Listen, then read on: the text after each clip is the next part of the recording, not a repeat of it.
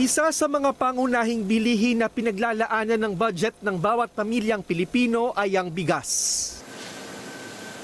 Kaya isa sa mga pangunahing layunin ng administrasyon ang mapababa ang presyo nito. Ibinaba ang taripa sa imported rice sa 15% mula sa 35%. Kaya mas madali na makapagpasok ng imported rice sa bansa. Bagay na inalmahan ng mga samahan ng mga magsasaka. It's very helpful to alleviate the rice price inflation. Kasi nga, it's the single biggest driver now of inflation. It is actually quite a compromise. No? They could have driven it all the way down to 0 or 10%, but it's 15%. So it's a significant cut, but it's still a significant level of protection.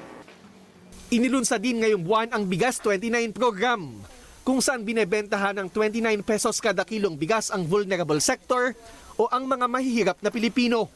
Hindi lahat pwedeng bumili at limitado lang ang bentahan sa mga kadiwa store. Ang tanong ng marami, kaya pa nga ba makamit ang 20 pesos kada kilo na ipinangako ng Pangulo? Patuloy naming adikain yung 20 pesos. So daan-daan, unti-unti. Given the public funds that are needed to achieve this, kasi this will require heavy subsidies. Probably the public treasury will not be able to bear it, so it's not feasible in that sense. Sa sona ni Pangulong Marcos, umaasa ang mga magsasaka na mabibigyan sila ng pagpapahalaga, habang ang mga mamimili patuloy na maghahangad ng bigas na abot kaya. Jervis Manahan, ABS-CBN News.